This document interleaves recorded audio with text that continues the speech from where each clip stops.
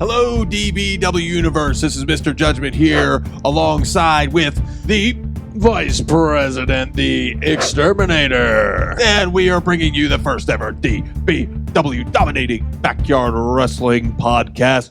Boom.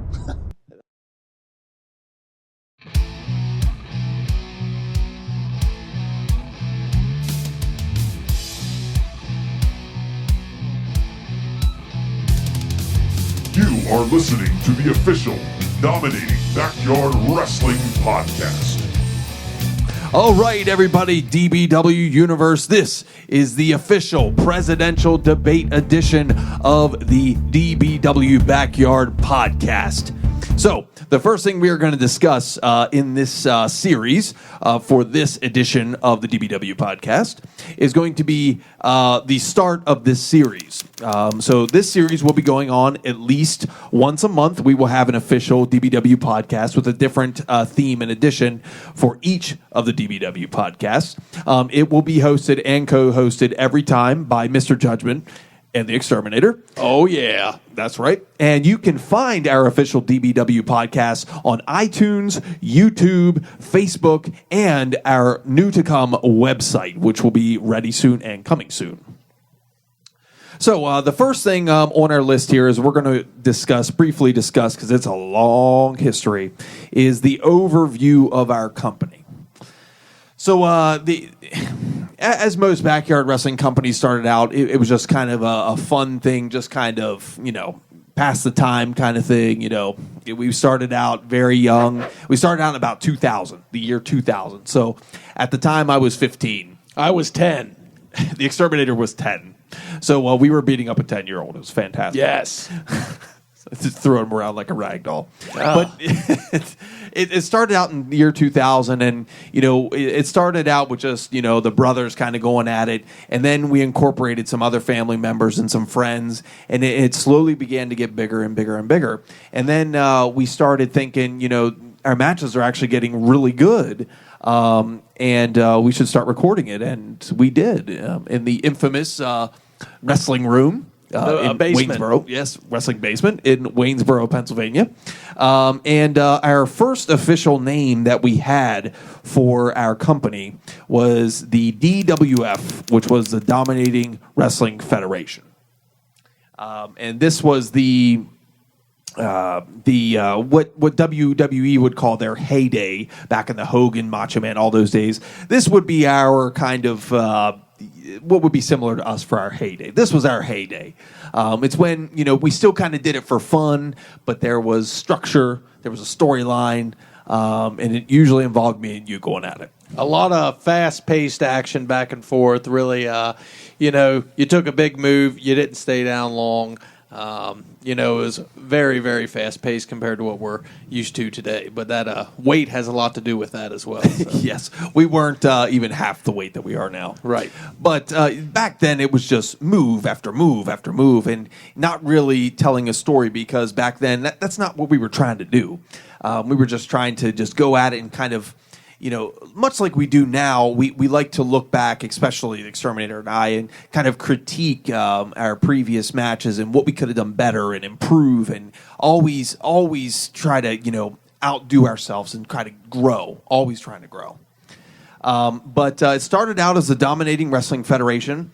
And then, after a few years, I would say probably around 2010, 11, 12, we decided to take a little bit of a break. We were kind of moving on. Our families started to get into it. So the backyard wrestling portion of it took a real, it was on the back burner. Oh, yes. For all of us. We were all trying to, we were working at the time, and schedules just weren't working out. Plus, I had moved away, and a couple of us had moved away. So after a few years, we decided, I had an event. I believe it was in 2012. Shippensburg. In Shippensburg. And this was the first event that we had in, I think, 3 or 4 years. Oh, yeah. It was. So we were all rusty as hell. And it was on a makeshift ring that hurt like hell. It was bad. And maybe you can just tell them what happened during the main event. Of course, it was the Exterminator and I in a ladder match, I believe. And yes, it was a ladder match for at the time called the Universal Championship, and of course the ring was made of nothing but really tires and plywood. So the tires was the bounce. Well, pretty much my finisher was still the same as it is today. Well, I hit Mr. Judgment with the total extermination, and let's just say the ring broke. I went through the ring. Yes. Yeah. It's not good. But, it was good in the fact that there were some really good matches at that event. And just getting back into it, seeing if we still had it, and yeah, we still had it. And I think that really rekindled, everybody getting right back into it, and then, that even brought other wrestlers into it because prior to that, even Paradox had never even been in a match, and he was actually one of our cameramen in that match. And, today everybody knows who Paradox is. And that's right. Everything like that. So yeah, I mean, that one really, I think, helped us bridge from where we were to actually where we are now. That event had a lot to do with it.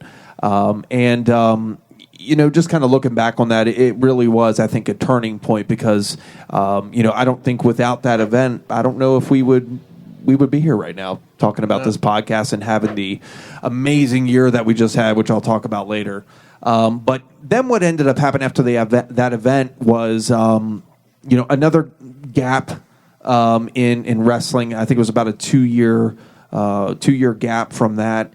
And in the meantime, the Exterminator was in the military, so he had moved away. But this is when Paradox and the Burfinator really started to get into it here because we changed our name and we experimented with, as many backyard wrestling companies do, with a trampoline. So we were called the DTW, the Dominating Trampoline Wrestling. That is what set us to be on the path we are now because that's what grew the Burfinator and Paradox after training and after them developing on their own. Into the wrestlers that they became, and they're staples in our company. Absolutely. And that we ended up having a couple events there in the DTW, and it was great. It was fantastic. We had about 10 titles. I mean, it was ridiculous. I think it was hard not to have a title back then. Yes, so, absolutely. Different story now. I'll tell you that. Oh yeah. But it was good, and now we take that and then we transition from that, and now we have built and created our own professional ring with ropes. The first time we have ropes, because all those years, no ropes. Yes, I mean it was a task actually. You look back at some of the matches which are on our YouTube channel. Yes, they were sometimes 20, 30 minutes long, and doing something simple like going off the ropes. Well, not having ropes, you were running into nothing and back from nothing. You had to improvise. It took a lot of endurance and everything like that to have those long of a matches with not a very good quality ring, but the ring does not make the wrestler. And as you can see from other companies, which we will not name. But now that leads us into where we are today, which is dominating backyard wrestling. And I'll tell you what, it has been absolutely crazy to think of where we were even just a few years ago to where we are now, and how much having just this makeshift ring that we built from scratch. Oh yes, ground hours from the ground up, and how much that has put us on the map. Because it's one thing whenever you see backyard wrestling on YouTube and you search it out and you see backyard wrestlers wrestling on the ground or on makeshift rings, whatever they have. Which we were there. We know what that's like. But whenever you get to the point where you have a ring and you can work with a ring and ropes and use the whole mechanics of that, it puts you in another level. It really does. And just the quality of the videos and the quality of the performance in the matches go up from there because you have a lot more to utilize. Oh yes, you know what I mean. So I mean that's all been absolutely fantastic, and that's kind of an overview of where we started over 16 years ago to where we are today. The year 2000. Just think about that. Where were you in 2000? Because myself and Mr. Judgment were wrestling somewhere on something. That's right. Whether it was where there was pillows, just lined up with pillows on the ground with a blanket over top, or futon mattresses, or two couches pushed together. Or two couches pushed together. It was insane. Anything that we could wrestle on, we wrestled on. You are listening to the official Dominating Backyard Wrestling Podcast. All right. So what I want to go into now is really discuss the significance of this year. Oh, yeah. Because when I say that there's a lot that happened this year, that doesn't even begin to describe it. This definitely would have to be probably, in my opinion, the biggest year, period, when it comes to everything wrestling that we've ever done. I mean, overall, just so many things have happened to get to the point where we are at right now that I never would have thought, 2, 3, 5, 10 years ago, this is where we would be. And I completely agree with you. And this year's, the 2016 season always starts off with one of the big 3 events that we have, which was Total Domination, which was back in March. And that was the last official event that we had on what we were using as a ring at that time, which was a broken trampoline, which was about a foot off the ground. Very hard, very stiff. With padding underneath of it, but it was not much. Very makeshift. Yes, but it worked. Yes. It gave us a platform to wrestle. I mean, like Exterminator said, we can wrestle on anything. But that was the last event, and that was a great event. It is on YouTube, so check that out. But that was the last event that was not in a ring for this year. Every other event that we had was in a ring, and it began with the first event that we had in our new ring, which was called DBW Desecration. Yes. And that was here in Hancock, Maryland. And it was our first event in Hancock, Maryland, and it was absolutely fantastic. It was a great event. The ring, at that time, we were still kind of making tweaks to the ring, so it was still stiff. Yes, very stiff. Compared to what we were used to, it was. There was no bounce at all. It was like landing on a rock. But it gave us ropes, and that is something, top ropes, that is something that we've never had. And if you go back and look at some of the matches that we've had, we've been able to do incredible things in that ring without ropes. Basically chain wrestling for a whole entire match. I mean, essentially that's what we did. So, yes, we didn't have the ability to have even top ropes for doing high-flying moves, or just, simple things that you look at today's wrestling of all the moves you can actually incorporate with the ropes. We never had that opportunity that we do now. Yeah, and this ring, it came together pretty nicely. It was not easy. It was not easy to come together. But this ring has held up through some hellacious matches with a lot of people being in the ring at one time, and it has not disappointed at all. Very few malfunctions during the year, but it's been great. And Desecration was a huge stepping stone for us because it got to see what we could do with ropes, with top ropes. And for some of us, the Exterminator and I, we don't use the top ropes too much. But for others, it helped elevate them. The Blaze, formerly known as Triple C, it helped elevate his game to a new level to really be competitive. And then the Enemy. Yeah, the Enemy, one of his staple finishers is the elbow drop or the shotgun elbow, and he has not been able to incorporate that move for years. And when he did use that, he was jumping off of a fold-out chair or something. But now he's jumping off of, 4 foot, 5 foot? It's about 5.5 feet. 5.5 foot off the mat. So it's just crazy that, especially for him to be able to incorporate such a painful move. And he gets some height on those elbow drops. That's definitely saying the least with that. And I have felt quite a few of those, more than I care to share. And actually, as you can see on many of the posters and everything, and a lot of the title screens and everything for the videos, it's usually me laying on my back taking an elbow drop, which is better you than me. Yeah, it was It was pretty bad. But this year, on top of that, on top of adding the ring, which was absolutely fantastic here, we also did some other things. We had multiple companies actually. Whenever they see us now on YouTube, we actually had multiple companies involved and want to be a part of the DBW. Whether it was us traveling to go up to compete in their company, which the company that we went to compete with was their ring was the hardest ring I've ever felt in my life. But it was a great experience. We got to meet new people and we got to spread our name out. That's the biggest thing. We got to expand.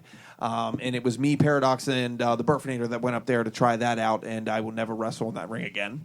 But like I said, we did it for the simple fact of, we feel as though our product of what we display and what we show in that ring is worth everybody to see.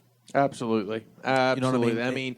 You watch, you can go right now and just look up, see for yourself, go in to YouTube and just type in backyard wrestling and look at everything, backyard wrestling and see that, and then take the time, take the 5-10 minutes to look at what they do, and then take the 5 to 10 minutes and look up DBW on YouTube and see our matches. Just click any one of them, and you'll clearly see the difference from us and our quality versus there. And I'm not putting down there, everyone started somewhere. It's just, we've been doing this for a long time, myself and Mr. Judgment. 16 years is nothing to mess around with. We've been actually wrestling longer than some of these other wrestlers have even been alive. Yeah, that's pretty scary. So, and we're still able to do it. That's the thing, at a very, very high level, which I'm very thankful for.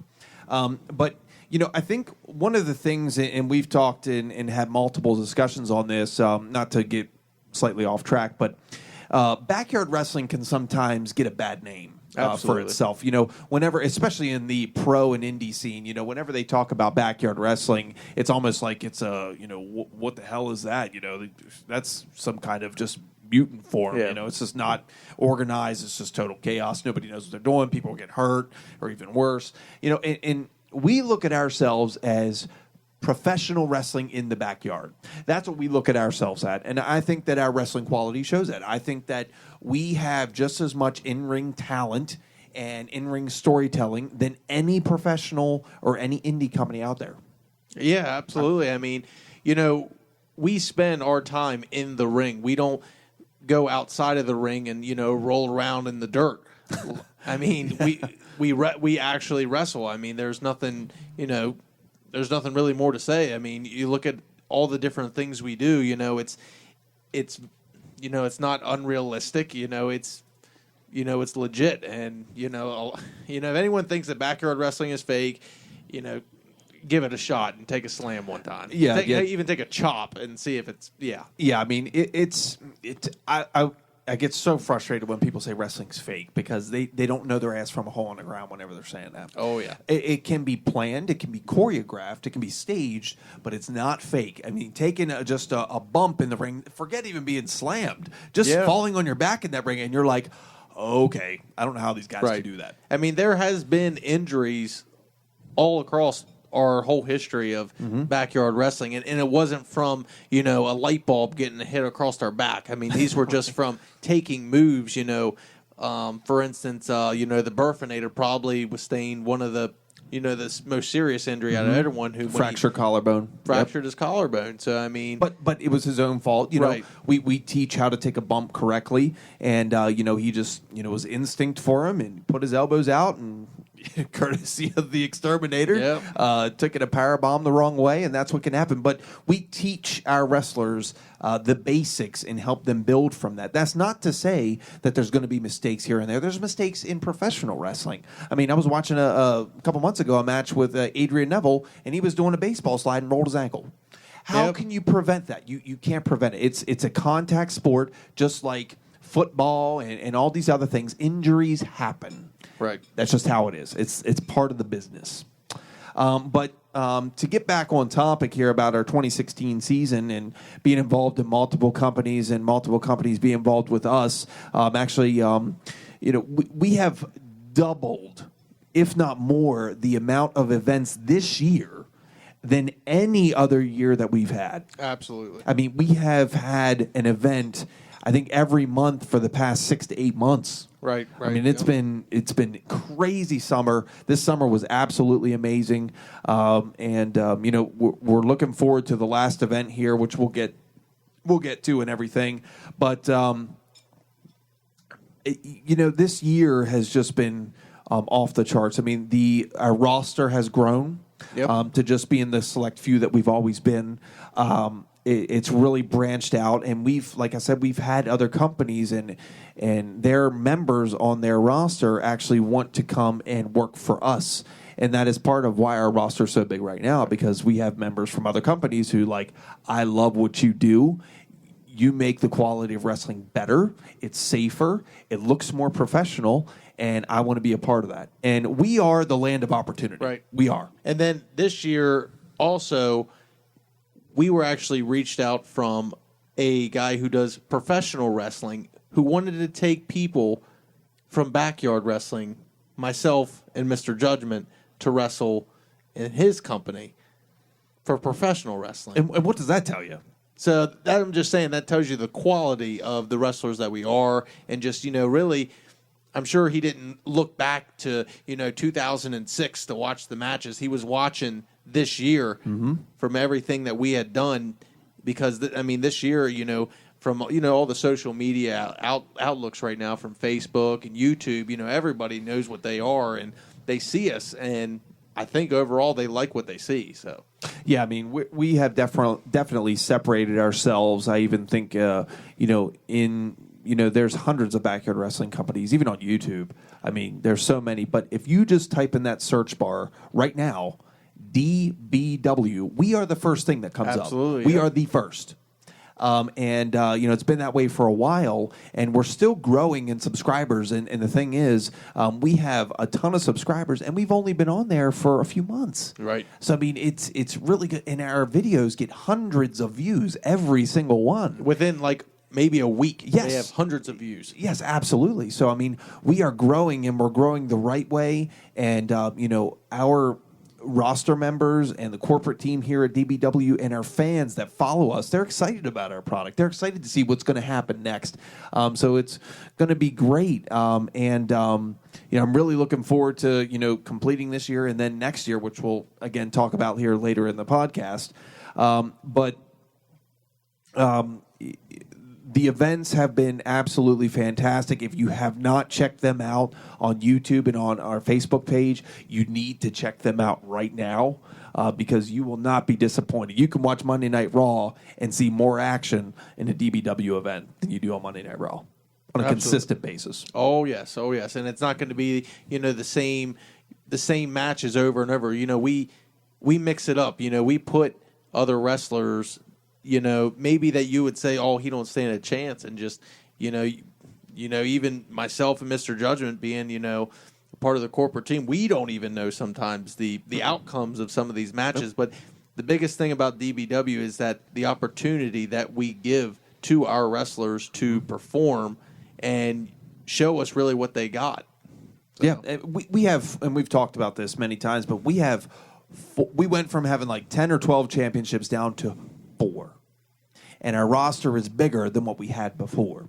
So to hold a championship in our company is very prestigious. You're part of an elite club, an elite group of wrestlers that really separates themselves from the rest of the pack. That's not saying that every single wrestler isn't amazing in our company, because I would take any of our wrestlers and go compete with any other company, and we would demolish them. We would crush them. I would take the smallest one from the Blaze and go up to any other company, and he would do an amazing job. But what we say, we are the land of opportunity here in DBW, and have always been that way. We've always looked that way. Whereas if anybody wants to try to compete with our company, we're going to give you a shot. We'll give you a platform to showcase yourself, and it's up to you to perform. And we've always been that way, and we'll continue to always be that way, because I think that's how you not only help to spread your name of DBW and advertise that way, but you also show the quality of the company that you are. Absolutely. So I mean, 2016 has been huge. We have the big three events. Total Domination starts it off. And then we have our version of WrestleMania, which is Judgment Day, which this year was just absolutely amazing. I can't even remember how many matches we had. It was, 7, 8, 9 matches? Yeah, something like that, yeah. Absolutely crazy. We had 3 different companies involved in that one event by itself. Not to mention the first ever Money in the Bank Royal Rumble match. Right. Which I came out victorious, just saying. But it was fantastic, and we had, again, with that one, new, fresh matchups. Never before had the Exterminator and Paradox face one-on-one, and it just happened to be for the DBW Championship, which was held by Paradox, and it was still one of the best matches, if not the best match of the year. I mean, there's so many Match of the Year candidates for this year. I don't even know if I want to be part of the voting. Yeah, I mean, that is definitely one poll that... yeah, that's going to be very interesting to see what all of our fans and all of the employees of DBW have to say what they thought was the match of the year. It's going to be a tough decision because there was honestly so many, and I personally can think of some great matches that I've been in and that I've seen, and it's just it's going to be difficult, but it's something that we're planning to do here in our off season. But the big thing too is that the year isn't over yet. That's exactly right. And, what we'll be talking about next is, as I said, we have the big 3. So we have Total Domination to start the year, Judgment Day in the middle of the year to kind of cap everything together. And then we have November to Remember to seal the deal on every year, which will then, after that, starts our off season. But November to Remember has always been a big event for us. Because it culminates everything from the year into one final event, and it usually ends up even sometimes surpassing Judgment Day in ways. Yes, sometimes because of the storylines just get built up, and the road to November to Remember starts the day after Judgment Day. So Judgment Day is usually in July or August. So you've got August, September, October. You have 3 to 4 months of just build up, and there's events in every one of those months. But you have 3 to 4 months of build up and build up and build up until it finally culminates, and it's that climax at November to Remember. And this year is going to be absolutely no different.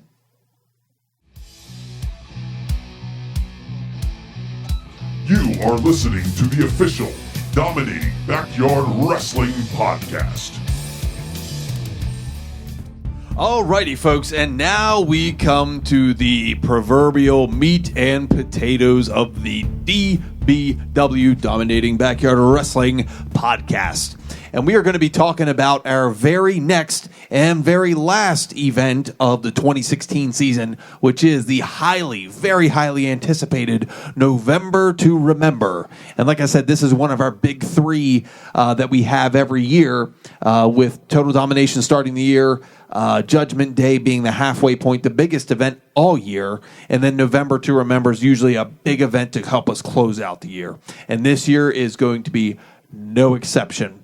There are 4 huge matches for this event, and we're going to go through them one by one and kind of give us, we're going to kind of give you our opinions on who we think is going to win, and some of them may be the same, some of them may not be. But we shall see. So these matches are in no particular order, so we're just going to go right down the list. Every match at November to Remember is a title match. So it makes all these matches that much more important. Because as I said, there's only 4 titles in this now, with one of them being brand new, which we'll go to that. So the first match I want to discuss is the Tag Team Championship match. So we have the members of the Dark Brotherhood, Phoenix and Cyrus, against the former tag team champions of the Future Industry, which is the team of RJ Carnage and the Blaze.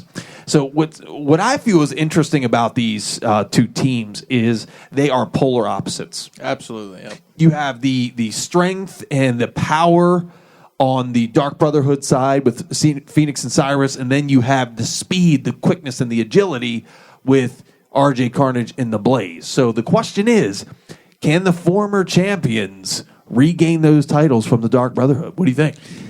Well, judging from the last event, the Future Industry, I saw a lot of problems there. They didn't seem to be in sync with one another.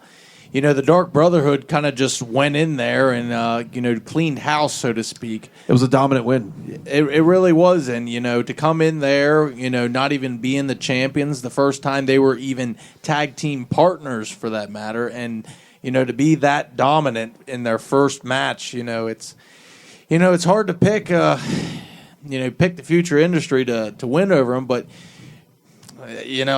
I'd hate to pick the Dark Brotherhood, which is why I'm not going to. So here is what I think, the future industry, they're going to learn from their mistakes. I think we're going to see something we've never seen before out of the Blaze and RJ Carnage, being high flyers that they are. And I think they're going to win pretty convincingly. Well, I would hate to have to disagree with you, but I have to disagree with you. I think that the pure and total domination of Phoenix and Cyrus in that last match at Day of Reckoning just reinforced the fact that Phoenix and Cyrus are the dominant force in the tag team division. And even though I think that maybe Blaze and RJ Carnage could outmaneuver the Dark Brotherhood, I still think that the power and the strength is ultimately what is going to capitalize and what seals the fate of the future industry in being two-time tag team champions. So I can't see them. The speed's got to wear off. It's got to wear off. See, the Dark Brotherhood has no speed. So what speed is going to wear off? By the time you say the future industry's speed has worn off, they're going to be at the level, maybe, of the Dark Brotherhood when they start the match. So what happens when you do a running kick on a brick wall? The brick wall still stands, and that brick wall is still going to be standing, and that brick wall is the Dark Brotherhood. I guarantee you that. So I look for the Dark Brotherhood to retain those championships and hold them over the break and be the champions when the 2017 starts. That's what I think. I personally think that the future industry did not know what they were getting themselves into. Completely agree. When they went into that match, which is why they are no longer the tag team champions.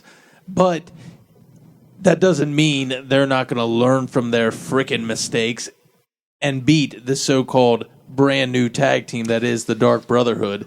If you look at the future industry's tag team reign as a whole, which as short as it was, as quick as they are, is as quick as they lost those belts. So, but if you look at it, they won those belts at which event? Danger Zone. At Danger Zone. And that match was a tag team elimination match. So the Blaze was the first person out of that match. So on his team. So the match completely relied on RJ Carnage's shoulder. And I felt like even though at Day of Reckoning it wasn't an elimination match, I felt it was the same way because the Blaze underperformed. He did not get in that ring and kick butt and was the lightning fast speed and hit some of those high-flying moves that we are accustomed to seeing. He was anemic in that ring. He was just horrible in that ring. And I don't see it changing. I think RJ Carnage is the backbone of that team. And unless the Blaze can muster up the ability to really outperform the Dark Brotherhood's going to win because it's a handicap match. Essentially, yes, it is a handicap match. And quite frankly, the future industry really is, the backbone is RJ Carnage. I cannot disagree with that. But, you're looking past the Blaze. He has experience in that ring. Oh, he does. That maybe a lot of people look past. So, I mean, we'll see. It's hard to bet on the future industry to win that match. But my bet's going on that. So the Blaze has always been known, even when he was formerly known as Triple C, as the ultimate underdog. But can these ultimate underdogs really outperform and beat the most dominant tag team in the division right now? We will see at November 5th, Saturday, November 5th. November to remember. It's going to be amazing. Special start time at 3 p.m. 3 p.m. 3 p.m. Don't miss it. Don't miss it. Beautiful. Hancock, Maryland. Beautiful.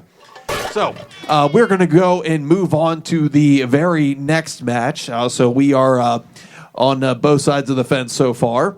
So now the next match I want to talk about, this is an interesting match because we are going to crown the first ever 1VA champion, the brand new title to the DBW and completely original championship from every other backyard federation and professional and indie. No one else has this championship, the 1VA, the one versus all championship. Every match that this title is contended in is either a triple threat, fatal four-way, or more.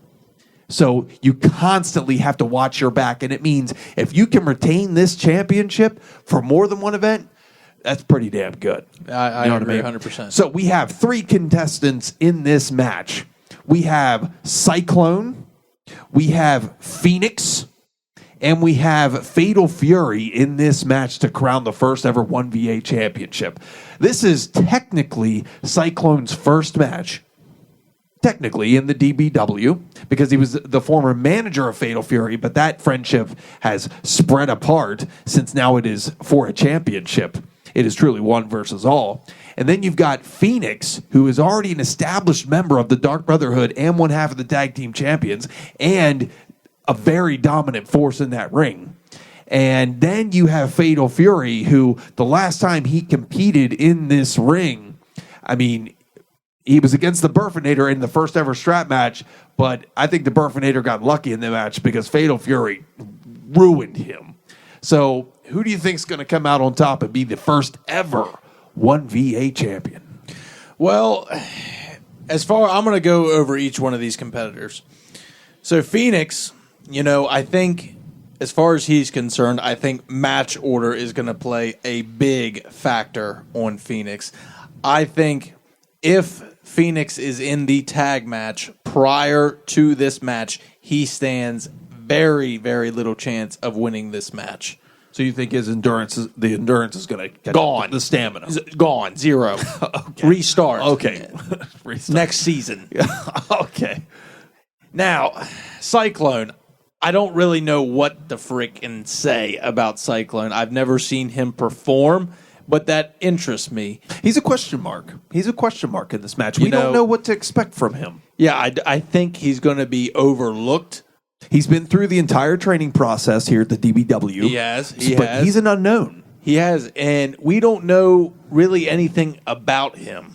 No, we don't. So that's why I'm not putting, all my eggs in one basket, so to speak, with him. Now, with Fatal Fury, yes, we did see him in a strap match, the first ever, against the Burfinator, a very seasoned wrestler. Oh, yeah. And he demolished overall the Burfinator in that match. He just, I think he got a little cocky, and that's why he lost the match.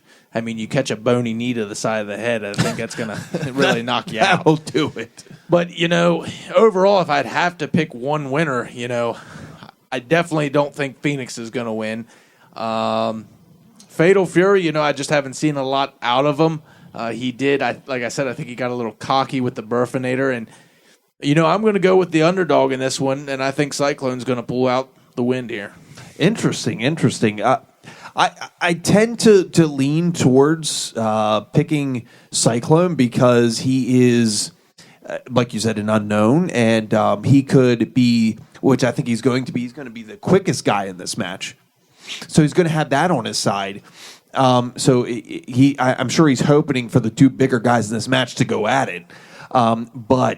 But what if that doesn't happen?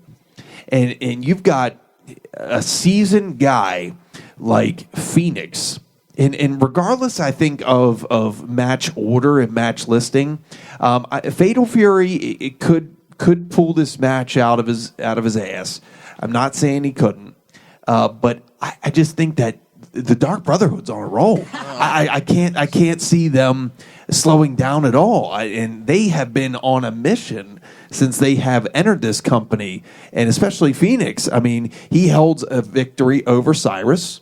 He holds another victory, winning the tag team championship. His only loss is to Mr. Judgment this year in a World Extreme Championship match, which was an amazing match. It was a tables match, but and to the enemy, I think.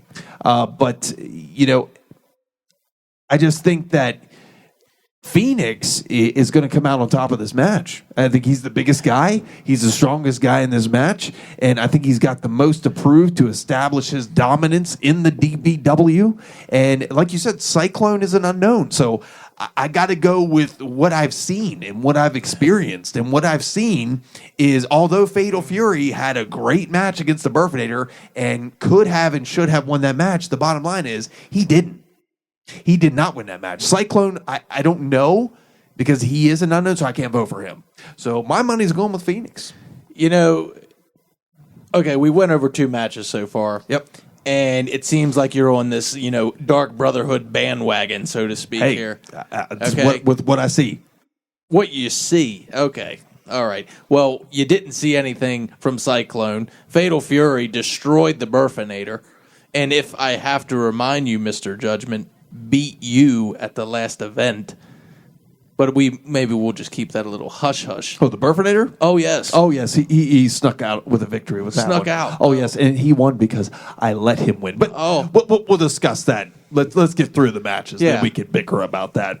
So we disagree. He's going with Cyclone, the virtual unknown. And I'm going with what I've seen in the ring. And that is dominance by Phoenix and the Dark Brotherhood. Plus, I think, Cyrus is going to be at ringside.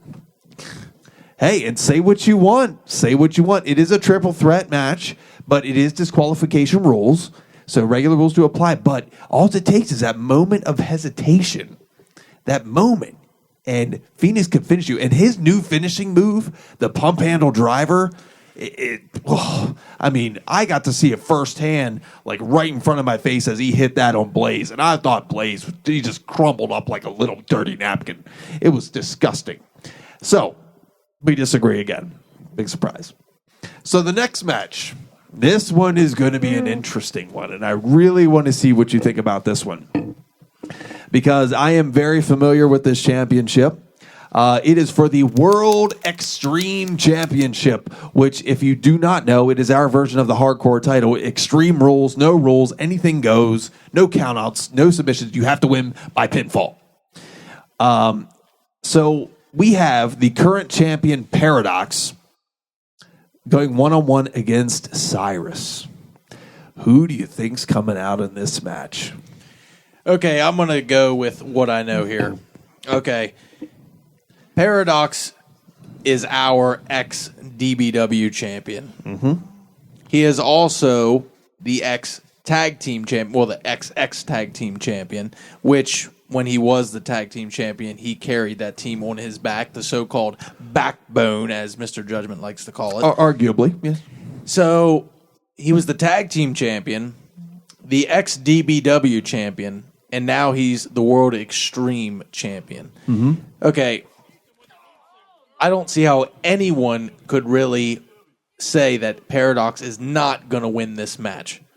Period. Dot. Okay, Cyrus. Now, don't get me wrong. Cyrus is one hell of a competitor. He put on one of the best matches I've ever seen against the enemy, but he lost. Period. Dot. Lost. Okay, he may perform very well in the ring. I don't know what happens. I don't know if, he gets...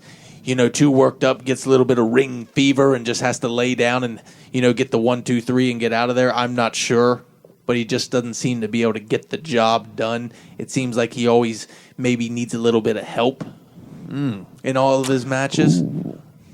So, what's his rap sheet besides winning the tag team champions? Well, that's a pretty big deal if you ask me. There's only 4 championships in the DBW. To win those tag team championships, you and I held those tag team championships and helped establish this tag team division, and holding those championships is no joke, as we've seen. Right, because I was the backbone in that tag team. But we won't go into that. We will not go into that. Anyways, so my bet is, beyond a shadow of a doubt, Paradox easily beating Cyrus for that World Extreme Championship, bar none. I think that this match is going to surprise a lot of people. Because, like you, I think a lot of people are going to go with Paradox, because he has been, and I know this is your slogan, but he has been a dominant force this year. He has been a dominant wrestler. He has won the DBW championship. He has won the tag team championships. I mean, he's put together an amazing year. Ever since last year's Judgment Day, whenever it was Mr. Judgment, the Exterminator, and Paradox in a triple threat ladder match for the Universal Championship, which is now the DBW Championship, he has been on fire.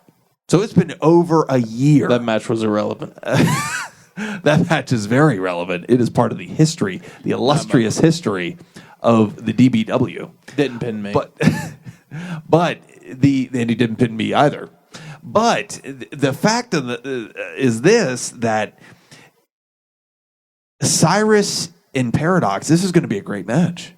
This is going to be fantastic. I agree. It's World definitely Extreme gonna Championship matches are phenomenal Every in the time. DBW. I mean, they have all but stolen the show. But I think with this one, I'm going to have to stick with Cyrus on this because, like I said, the Dark Brotherhood's on a roll. And in that match, think about this, there is no disqualification. So who's to say that Phoenix won't be at ringside for this match? And who's to know what part he's going to play in this match? Because anything goes. And right now, Paradox, he's a lone wolf. He has no friends. He has all enemies. That's all Paradox is. I'm sorry, but I got to stop you for a second. This is my problem with the Dark Brotherhood. It seems like everything you say, who's going to be at ringside? Who's going to come out? Who's going to do this? Are we talking about one wrestler? Are we talking about two? Are we talking about three? What is this? But see, here's the thing. We are talking about one wrestler, but whenever you have stipulations that can play into your favor, you have to factor that into the match. I mean, I understand you want to go out there and you want to prove a point one-on-one. That's the best way to do it. I completely agree, which I'm sure you agree. One-on-one is the best way. But there's that but factor. That you have the tag team champions facing in individual matches. So they are a tag team. Even though they are going up in individual matches, they are a tag team. So they are going to stick together. They are members of that Dark Brotherhood. They are the team function in the Dark Brotherhood. I can't see the fact that we can just ignore the fact, whether we want it to happen or not, we can just ignore the fact that Phoenix is going to be at ringside, or is he not? I'm pretty sure he's going to be there. Well, that has to play a factor. Did we forget the fact that Cyrus is going to be in another match? No, I haven't forgot about that at all. But whenever you have the mindset of Paradox, he's got to be thinking that, oh crap, I can't just worry about just one guy. I gotta constantly be looking behind my back and all this kind of stuff, let alone trying to avoid being bashed in the head with all these weapons and stuff. I just can't see it playing in Paradox's favor. I do not see Paradox worrying. I feel like if Paradox has a weapon and somebody dares to come out during that match, he's going to smack him over the head with it. And then Cyrus is going to be like, oh, what happened, buddy? And then go over to him and cater to him, and then that's going to bite him in the ass. That certainly could be a possibility. I'm not dismissing that. But I just think that the numbers game could really play a factor. Yeah, once again, but it's the facts. And matches, there's no matches, facts in what you are saying. There is, because matches like this play into the hands of stables and factions. They do, whether we like it or whether we don't. I mean, the fact is this, that they are a team. They are a faction and a group, and they're going to have each other's backs, because that's what being. I mean, you look at Degeneration X, you look at the NWO. You might not have liked those groups, but damn it, they stuck together. They did. And that's how it is. I mean, that's how it's got to be. When you have these factions, these tight-knit groups like this, and they came into the DBW together. They know they came from another organization together. So this isn't the first time that they have, been a team or a unit. I mean, these guys are solid, and they're proving it by being the tag team champions, by making the future industry look like fools. You are listening to the official Dominating Backyard Wrestling Podcast. So, I mean, as I was saying, I just think that, I've got to stick to what I've seen. And Paradox has been all but dominant this year. He has. I cannot take that fact away. The only reason I'm not going with Paradox, if Cyrus was a lone wolf like Paradox, I'd go with Paradox in a heartbeat. I would. I'd be right there with you, but that's not the fact. And the fact that this is a no disqualification match and anything goes, I can't escape the fact that, can I just avoid it that Phoenix is not going to play a part in this match? That's just not reality. And who's to say that Paradox might not get some unknown help? But he had, what friends has he made? Oh, I have no idea. Well, exactly. He's not a friend of mine, I can tell you that much. And he's not a friend of mine, I can tell you that. I'll whip his ass in a freaking heartbeat. But okay, we know what you're going to say. You keep saying Dark Brotherhood. Yes, How about we yes. continue to the next freaking match? So just to recap here before we get to the main event, which this is going to be interesting, courtesy of Mr. Judgment. So the first match was the Tag Team Championship match, which was the Dark Brotherhood against the Future Industry. The Dark Brotherhood being the current DBW Tag Team Champions. They will be defending that against the Future Industry. I have picked the Dark Brotherhood, and the Exterminator has picked the Future Industry to regain those titles and become two-time Tag Team Champions. And then we have the One versus All Championship triple threat match with Cyclone versus Phoenix versus Fatal Fury. And we have chosen, the Exterminator has chosen Cyclone, the virtual unknown, to be in this match. And I have chosen Phoenix in this match. The World Extreme Championship No Rules match, you have Cyrus going against the current champion Paradox, who just won that championship at the last event, Day of Reckoning, which you will see here very soon on the DBW YouTube and Facebook page. So check that out. So I think that Cyrus is going to come away with his victory only because of the numbers game, and the Exterminator is going with Paradox, who has been a very dominant wrestler for this year. So does that pretty much recap us to this point? Yeah, sure. That's good okay. enough. So now we come to the main event of November to remember.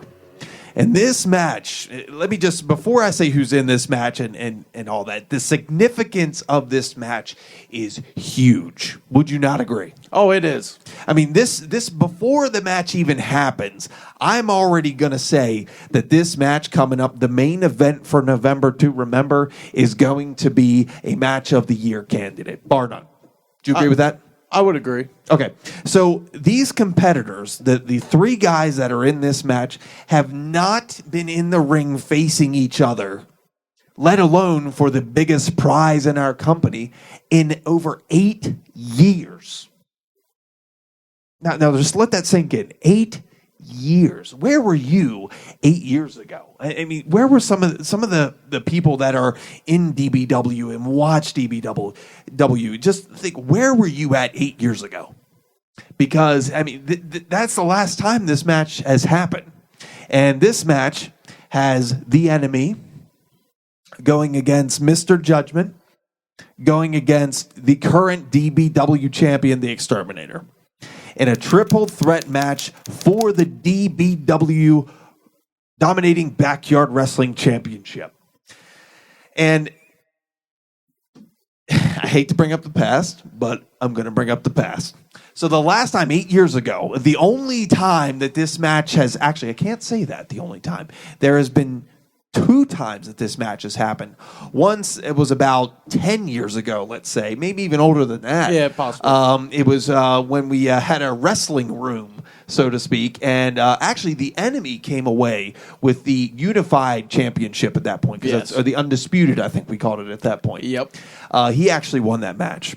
The second time was about 8 years ago, and that's the match that I'm referring to, was in Waynesboro, PA, and it was for the Exterminator's Intercontinental Championship of the DWF at the time, and I came away the victor in that match. Woo! And now we have the third time. So this is the rubber match, so to speak. This is the third time that this match has ever happened in the 16 plus years that we have been wrestling. So to say this match is significant is not saying enough, let alone the fact that it's the main event of the last and one of the biggest events of the year, November to remember, and it's for the DBW Championship. And it's 3 wrestlers that are arguably the best wrestlers, not only in the DBW, but in backyard wrestling today. Would you agree with that? I agree with that. So, who's going to come out the victor? You're going to tell me who you think's going to be the victor before you listen to what I have to say. All right. So, taking everything into account in this match. So, for this year, we both have been in the ring with the enemy. Correct. Okay. So, and we both have had hard-fought matches with the enemy. Debatable. Continue. Okay. So, I'm going to go off the last time that I fought the enemy. The last time that I fought the enemy was to crown the first ever World Extreme Champion. And him and I put each other through hell. We used Singapore canes. We used chairs. We used anything that we could get our hands on in that match. But guess what happened? Mr. Judgment came out on top in that match and was your first ever World Extreme Champion. Now tell me what happened the time you faced the enemy right before that. Right before that, okay, the enemy did win. He did? He did. And I can't take away anything from that. But if you look back through the history of the DBW, DTW, and DWF, Mr. Judgment has not been fond of ladder matches. And we can both agree to that, correct? Oh, yes. I do not like ladder matches. I will be the first one to tell you that. I think it's the dumbest match in the history of matches. And ladder matches just aren't my friend. And he's quicker. He's more agile. He's just as tall as I am. And, he was able to capitalize on the fact that it was a ladder match, because if it was a regular match, it'd be done. It would have been done. No questions asked. But it was a ladder match. He got to climb up a little bit faster. Plus, I ended up going through the damn ring and taking over 4 no-control slams in that match to finally put me to rest. And I still got up and almost grabbed his ass off that ladder. That's facts. The fact is you lost. I did lose. And I accept my loss. Matters. I accept my loss. Okay, now I have to go with the most experienced guy in this match. Wait, before you give me your answer, how comes you didn't say anything about the Exterminator? Okay, the champ. So let me get. You said all about the enemy. Oh yes. Okay. You must have just split your mind here. I tend to forget about not important things. So let me just let me give my perception on the Exterminator, if you will. So the Exterminator, my last match with him, I lost. I accept defeat. Flat out lost. It was a straight up match, but I lost because I was just in a triple threat match for the World Extreme Championship. The very next match, I had a 10-minute break to get in and fill the shoes of someone who is too scared to show up. Those are facts. Yes, he was too scared to show up. Okay, those are facts. And I did go into that match, and I gave you a run for your money. And you know it. Debatable. Not debatable. These are facts. Again, everything is facts. And as we've talked before, it took, how many people can say that they've kicked out of your finishing move, the total extermination? Not many, if any. Right? I mean, your move's devastating. Okay, I'll give you that. Okay, you're right. Yes, I'll give you. Your move's devastating. You did kick out. It sucks, but it sucks. But you also, for your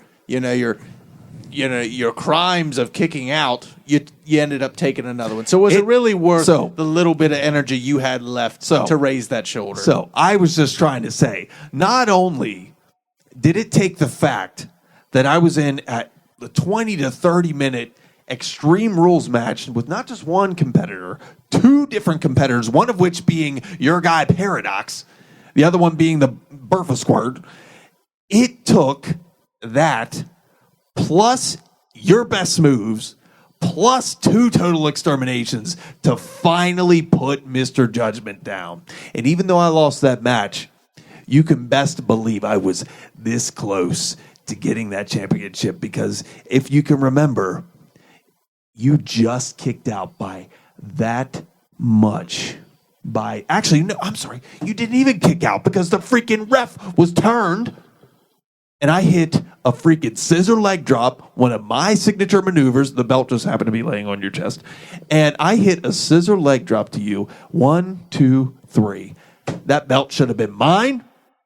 It's going to be mine. And you know it. Oh, so I'm going with Mr. Judgment for that match because I'm going to run all over the enemy, and then it's just going to be you and I the way it needs to be. And the Exterminator is going down, and Mr. Judgment is coming out the freaking DBW champion, the title that has been stolen from me because I've not been pinned to get that championship taken away from me. It was stolen from me in a ladder match. That wasn't pinned. And now I'm going to get it because it's coming back home. The DBW championship is coming back to Mr. Judgment for the first time in over a year and a half because it just doesn't look as good on anybody else. Courtesy of Mr. Judgment. All right, fans. So you can thank me later for, stopping Mr. Judgment's little spiel there. So I'm going to put you on the stand, so to speak. Oh, go ahead. And I want yes or no. Okay, go ahead. Okay, so Mr. Judgment, did you lose to the Exterminator at our last pay-per-view? I did. Yes. Yes, you did. Yes, I did. Okay, did you not say that you purposefully lost the World Extreme Championship? I did. You did. I said that clear and direct in my promo. But then, also, did you not say that that was part of the reason you lost against the Exterminator? Oh, yes. Now, I did not say I was going to hand the title over to some meat sack. So you purposefully lost, but then you say later that was the reason you lost. Tell me if that doesn't make any freaking sense right there. As I said before, I was not just going to hand over that prestigious World Extreme Championship. I was the first ever World Extreme Champion. I was going to make them go through bloody hell, which is exactly what happened. And then what happened happened.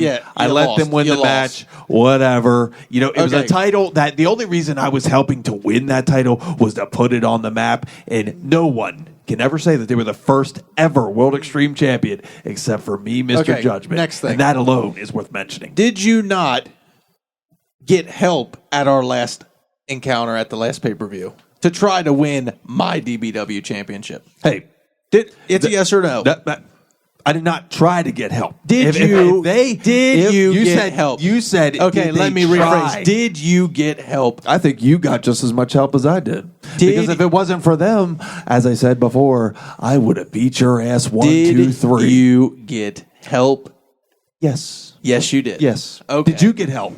No. Yes, you did. Did I ask for help? No, that was your doing. They came your out little to the freaking ring. dogs They came out to the ring because they're out. just as sick of seeing you as a DBW champion as I am. Well, guess what? Just like you, just like them, they can't do anything about that title being around my waist. You can count yourself lucky that you get 2 title shots back to back. I think we need to, redo a little bit of the corporate team here, considering that you get to be in 2 title shots when other competitors out there should have a shot like the enemy who was, yes, he was too scared to show up. No one else filled the void. You left it as it as an open challenge, and I didn't even hesitate to accept. I've been in the ring with you more than any other wrestler in the history of this company, and I know what to expect from you. Okay, now one more time.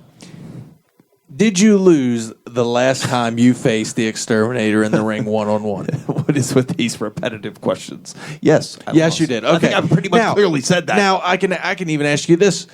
Who won, or did the Exterminator beat the enemy the last time them 2 had a match together?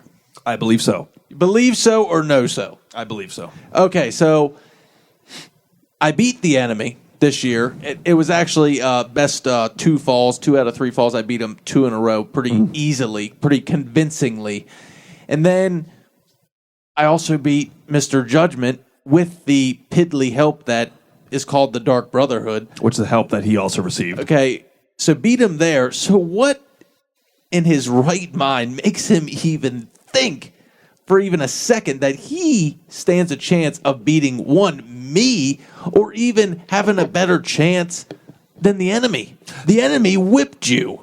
Period. So, no, the whipped enemy you. did not whip me. I whipped the enemy's ass in the last meeting that we had, which is the one that matters. That one was the one to crown, not just retain and for the global championship. That one was not only for a championship, but it was to crown the first ever, and it was anything goes. And I crushed him. Here's what I know. Crushed him. When you don't have help, Mr. Judgment, you fall every single time. Did I need help in that match? Whenever me and you Did I need help in that World Extreme Championship match? to lose, No.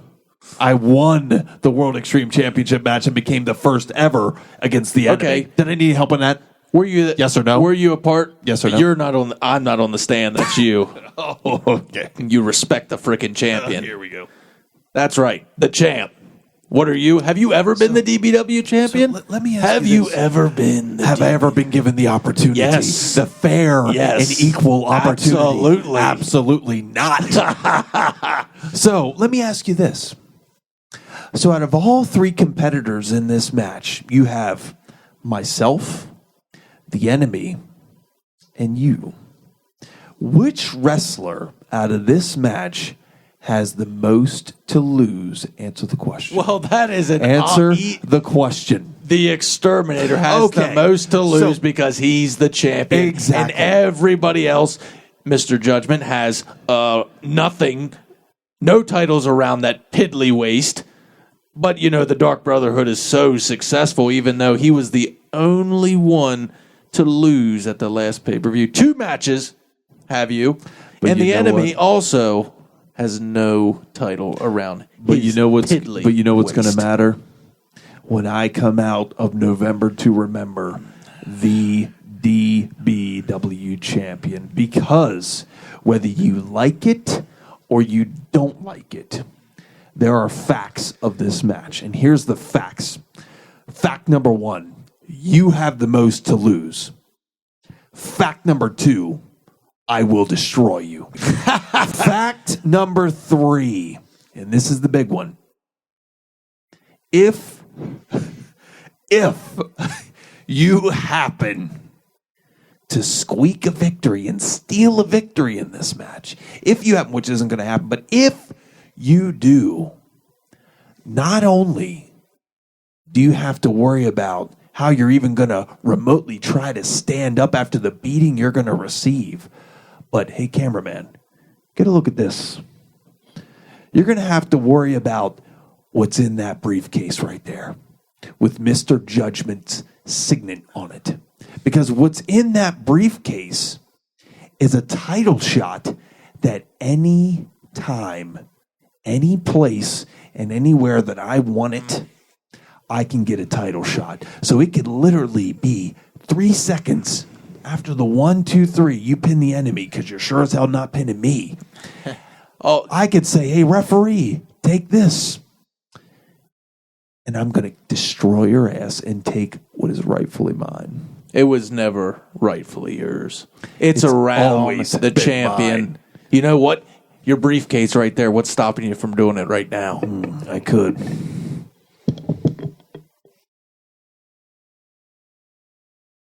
I'm done with this stupid podcast.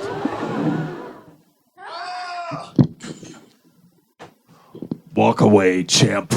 Walk away. So, walk away. So, apologize for the little heated discussion there at the end, but I hope that you have enjoyed the DBW podcast, the presidential debate version, because let me tell you something, this debate right here that we just had is going to be a million times more exciting than the debate that you're going to see between Trump and Hillary. That's not even a question. So, November 5th, November to remember, special start time of 3 p.m. You're going to see an amazing event, and you're not going to want to miss it, and you're going to want to experience it live, because it's one thing to see it over social media and YouTube, and it's another thing to experience, not just see it, but experience the DBW, the Dominating Backyard Wrestling, live. So be there or be nowhere, because we are the dominant force in backyard wrestling, courtesy of Mr. judgment. DBW Universe, and don't forget to like us on Facebook. Just search up Dominating Backyard Wrestling and subscribe to us on YouTube. Just search in DBW and the Dominating Backyard Wrestling will be the first thing to show up in the search engine there. So make sure to like on Facebook and subscribe to us on YouTube. And thank you for watching.